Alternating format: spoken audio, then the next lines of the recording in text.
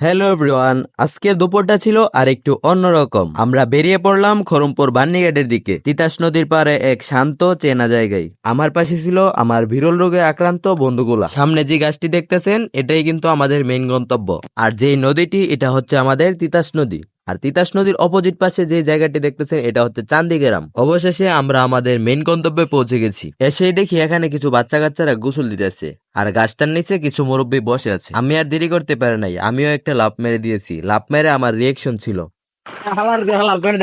আসলে একজনকে বলছিলাম যে এই জায়গায় কি লাভ দেওয়া যাইব নাকি গভীর নাকি, সে বলছিল গভীর। তারপর আমি লাভ দিয়ে যখন ব্যথাটা পাইছি, কঠিন একটা ব্যথা পাইছি, তার জন্য মুখটাকে সামলায় রাখতে পারি নাই। তারপর আমার মোবাইল আমাকে বলতেছিল যে তুই শুধু একাই গোসল করবি, আমাকে গোসল করাবি না। তারপর আমিও তাকে চুবিয়ে ধরলাম, তুই গোসল দিবি আমাকে বলবি না, আগে বললেই তো হয়, আরো আগে তোকে চুবিয়ে ধরতাম। গোসল দিতে দিতে হঠাৎ করে মেঘলা আকাশে রোদের ছোঁয়া।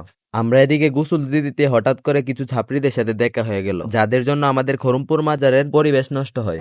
দেখেন তাদেরকে বিরল রোগে আক্রান্ত কেন বলছি, এখনই আমার কিন্তু অনেক বড় একটা ব্যথা পাইতে পারতাম। সবাই সিরিয়ালে একে একে নেমে যাচ্ছি চান্দি গ্রামে যাওয়ার উদ্দেশ্যে। যেতে যেতে চান্দি গ্রামের কিছু সৌন্দর্য নিয়ে কথা বলবো। চান্দি গ্রামটি কিন্তু তিতাস নদীর পাশেই ঘেঁষা, তার জন্য পানি উঠলে চান্দি গ্রামের সৌন্দর্য যেন দ্বিগুণ হয়ে যায়। এদিকে কথা বলতে বলতে পাই আমরা পৌঁছে গেছি তিতাস নদীর মধ্যে। আর এই পার থেকে ওই পার যাওয়াটা আমার জন্য পাই অনেক কষ্টসাধ্য হয়ে গেছিল, কারণ আমার লাইফের ফার্স্ট টাইম হইব এতটুক দূরে আমি সাঁতরায় গেছি। সামনের যে নৌকাটি দেখতেছেন ওই নৌকাটি দিয়ে কিন্তু আমরা চলে আসতেছি, কারণ আমাদের জন্য পসিবল ছিল না এই জায়গা সাঁতরে আসা। তারপর আমরা সবাই একে একে নৌকা থেকে লাফিয়ে চলে আসতেছি আমাদের মেইন জায়গায়। শালার আজকে আমার কপালটাই ভালো ছিল না, সব জায়গায় শুধু বিপদ আর বিপদ। কিভাবে নৌকা থেকে কিন্তু নৌকার নিচে চলে এসেছিলাম। আজকের এই ভিডিওটি যদি চান্দি গ্রামের কেউ দেখে থাকেন অবশ্যই একটি কমেন্ট করবেন। অবশেষে আমরা উঠে গেলাম।